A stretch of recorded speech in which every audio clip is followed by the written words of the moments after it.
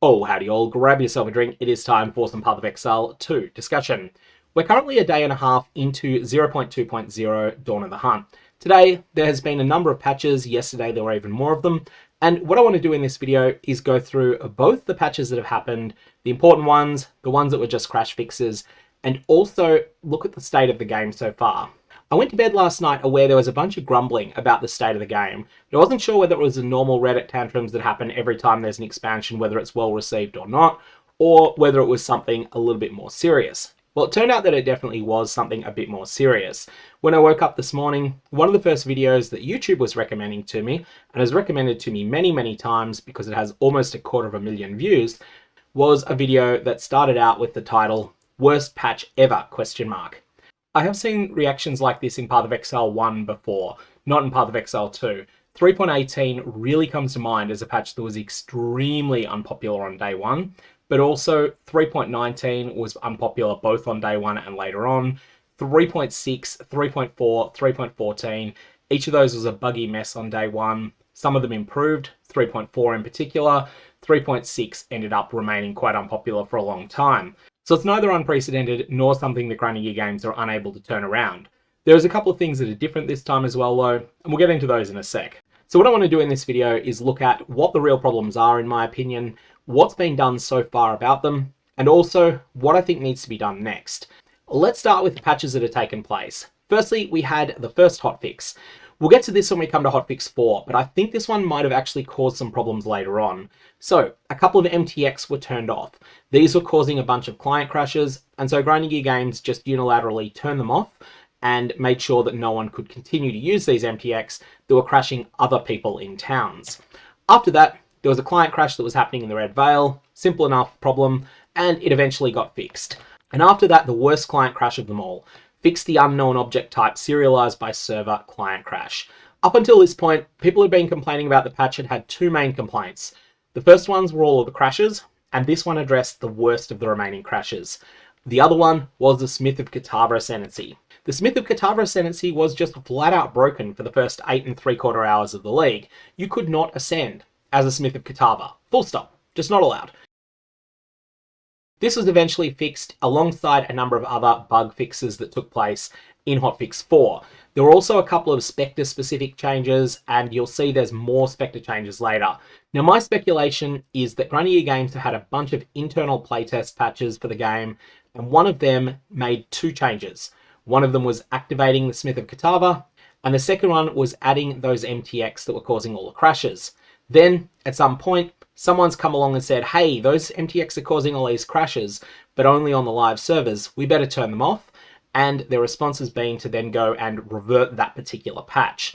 That's what I think may have happened there. I could very well be wrong, but it wouldn't surprise me. That would explain how something as weird as this got live. Because even if only a small amount of playtesting took place, the Smith of Kitava being unable to be ascended to, that would have definitely been found. On top of that, a number of client crashes got fixed in this patch, and the Spectre things that we were talking about before. After that, hotfix 5 corrected something where the patch notes had indicated there was a buff that was taking place, but the game hadn't actually provided that buff to players. So discipline and purity auras from scepters, they weren't working properly. They were excluding the player that was wielding the scepter. That then got fixed. And then we come to the big balance change. Except for one thing, this patch had to be reverted. This patch caused a bunch of technical issues, and so it did end up going through, but it went through several hours after the first attempt grinding gear games made. So hotfix 7 comes out and deals with a couple of Spectre bugs. I knew that Bind Spectre was going to cause them a lot of problems, but then we get back to the one that they'd failed several hours earlier. Took 10 hours for them to get 0.2.0b working, but when they did, this was something that was designed to address a lot of the early feedback players have been giving. So basically, no changes, monster levels 1 through 7. Monster levels 8 through 15, and also 46 through 64, there were substantial nerfs to the monster's health. And then there was a bigger nerf again for monsters level 15 to 46 inclusive. This did not include unique monsters. So this is only non-unique monsters that got this nerf, and it's pretty substantial. It's 25% in Acts 2, 3, and 4, a little bit less than that in Acts 1 and 5, and quite a lot less than that in Acts 6.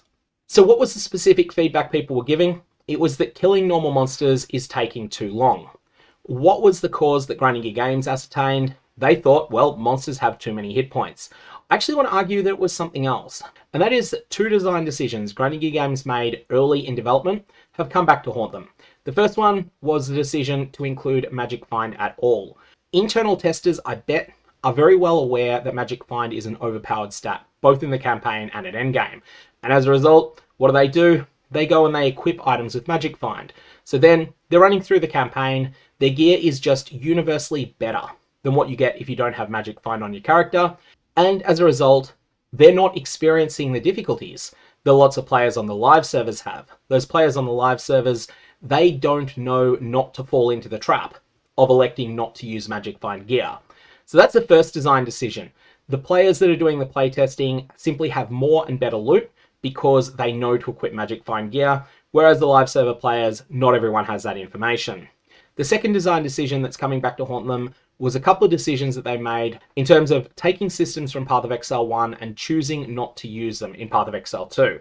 There are two specific systems I want to talk about, but first we want to talk about what your gear priorities are in the campaign. The first thing you have to get right, you need to have enough attributes, and this can come from the passive tree, this can come from your gear. Wherever it comes from though, you have to have enough attributes to use your gear and also to use your skill and support gems. The second thing that you need to get right is you need to have some defenses. You need to have some resistances, you need to have some life, varies from character to character, but you need to have some form of keeping yourself alive from all the incoming damage you're taking. The third thing you need to get is damage, and these are in order. So the first, the most important, is meeting those attribute requirements. The second, and next most important, is meeting those resistance and life thresholds that you've set.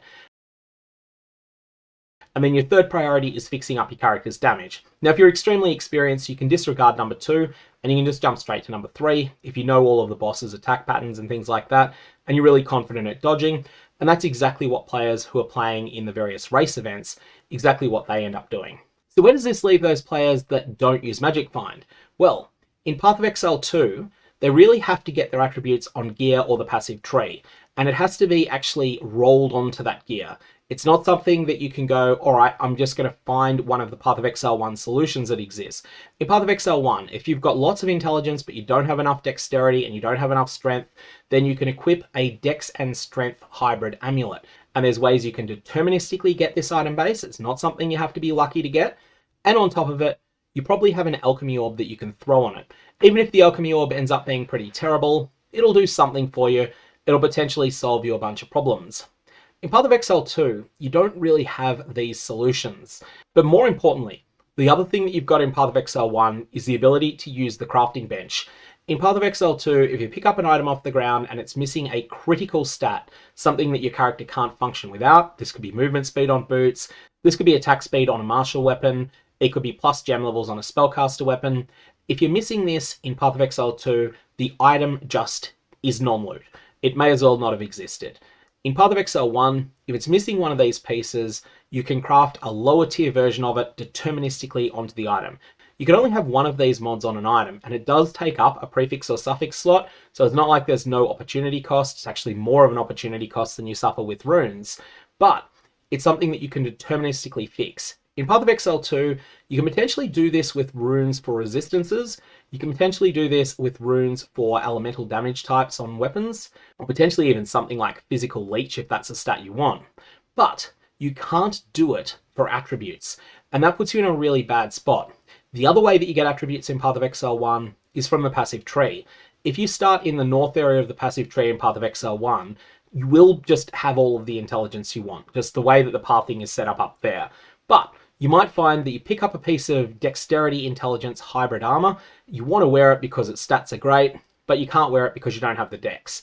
Well, you're in an area of the passive tree where there will be big dexterity nodes, and chances are you either path straight by them, or you path 2 or 3 points away from them at most. So you can address those problems through the passive tree deterministically and at reasonable cost, or you can address them through itemization.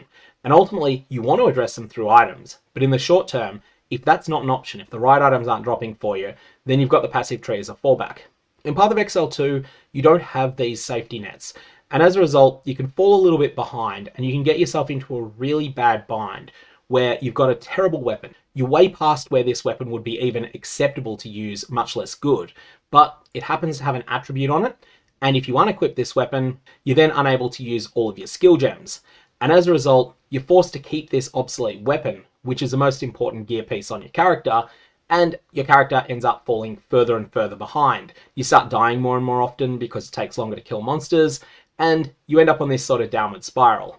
You also get in a spot where something that might bail you out in the longer term, like an item that has Magic Find on it, can't be equipped because it's missing the stats you need right now, whether that be resistances or whether it be attributes.